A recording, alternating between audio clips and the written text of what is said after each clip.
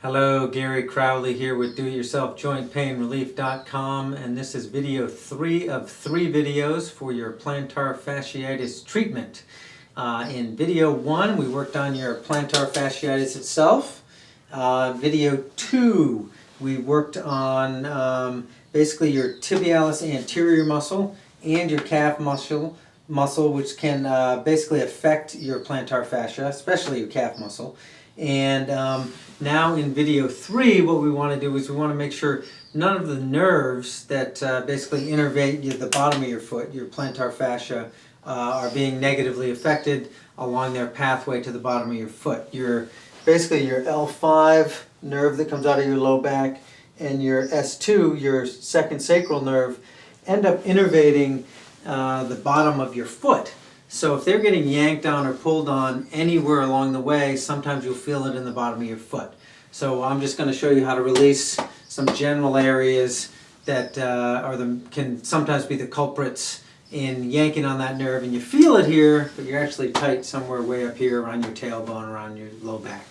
So the first thing we're going to do is we are going to do a reclined hip stretch. And very simply, you recline. Cross one leg over the other. The leg that is crossed, the same arm on that side, you're going to end up putting it over your shin, reaching through that hole in your legs and grabbing that arm. But I do it in kind of one motion. So again, this leg is crossed. This arm on this side is going to go over. But I grab this ankle and I kind of pull it toward me in one motion so I can shoot over that. And then you can grab it, and you'll feel this basically in your butt. And if you're tight, you may only get to here, and that's fine. If you have to just do that, then that's fine. But if you do this regularly, pretty quickly you'll get to the point probably where at least you can get your hands over there, and then ideally to the point where you can get your elbow over there, because you can just hang out here for 10 or 15 seconds, and then you'll do the other side. This side's tight, a little tighter on me, probably from the way I sit at the computer. So I'm not quite as flexible there, but I can pull that.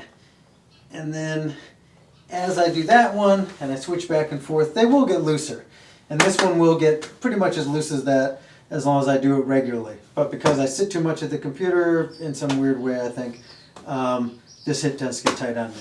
So similar stretch for that area is the seated hip stretch.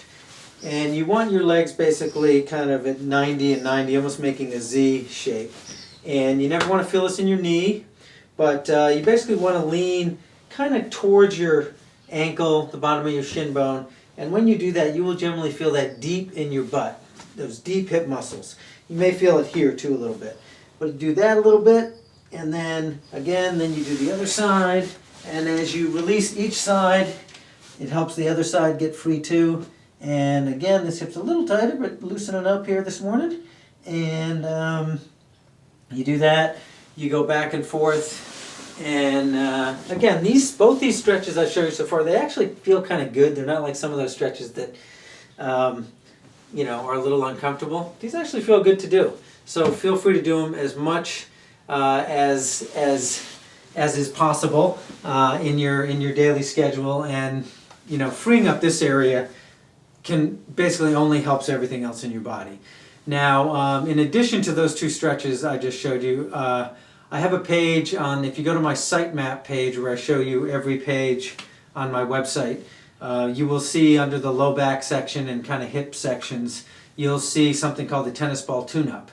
And in addition to those stretches I showed you, if you take a tennis ball and you get on a reasonably cushioned surface, a chair with just a little bit of cushion, or even the carpet, but I like my legs hanging off the side of a chair or a table. If you find a tender spot in here, and then you use your body weight, and again, only as much as you can relax into it, and then you move that leg to make that muscle move underneath the pressure from the ball, that can release some really good stuff in those hips. And then you just move to another spot, like there's a good spot on me.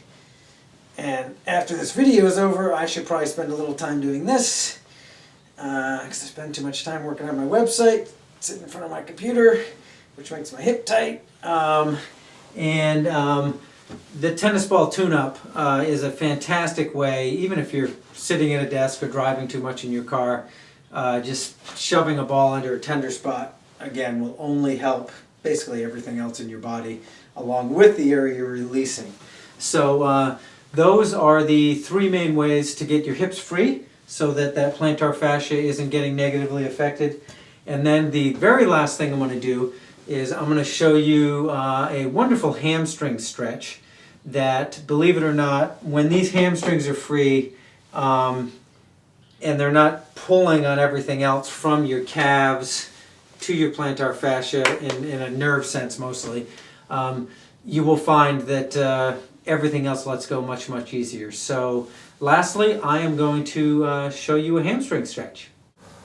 Okay, so now I'm going to show you the best hamstring stretch I've ever found, and the good news is it's a pretty simple one. So basically what you're going to do is just like the old school hamstring stretch. I'm going to have you stand with your feet about shoulders width apart with the weight in the balls of your feet, and I'm just going to have you with your legs straight. I'm just going to have you drop forward as far as you naturally fall forward with this stretch, and then once you're kind of in as far as you'll kind of naturally go, again with your legs still straight, no sense in cheating, I want you to flex your quads, these muscles on the front of your thighs. I want you to flex them as hard as you can and then push into the stretch as far as you can. Now I'm flexing these as hard as I can, and you stay here for, well, as long as you can. 5, 10, 15 seconds. It's fantastic. You do that stretch and you will feel this stretch all the way up the back of your legs. And again, all the nerves that run all the way up here, all those muscles are going to get nice and free, and you do that a number of times and you're going to put more length in that whole back side of your body, and that's going to allow hopefully your plantar fascia to just have a little bit more slack and a little bit more flexibility and a few less tight nerves kind of yanking all the way down on the bottom of that foot. So that's your hamstring stretch. And with those reclined hip stretch and the seated hip stretch that I showed you, I do want you to make sure you never feel this in your knee. If you feel it in your knee when you're doing this stretch, you want to feel it here and in your butt. So if you feel it in your knee, just move your foot to the place where you don't feel it in your knee. It's usually about here, but some people might need it a little up there, some people a little down here. So now that you've done all these final steps, just take a moment and again assess how well step 3 helped your plantar fasciitis. And then, because this is the final video, take a moment and just assess how much step 1 helped, if there's more work to be done there, how much step 2 helped, if there's more work to be done there, and how much step 3 helped, and if there's more work to be done.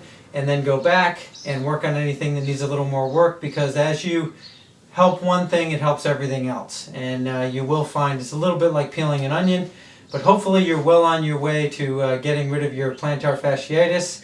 And again, icing is great. Getting a new pair of shoes if you have some old ones is great, but you really want to release that tissue to get rid of the causes of your plantar fasciitis. So I hope this helps, and I look forward to hearing how it goes. Thanks.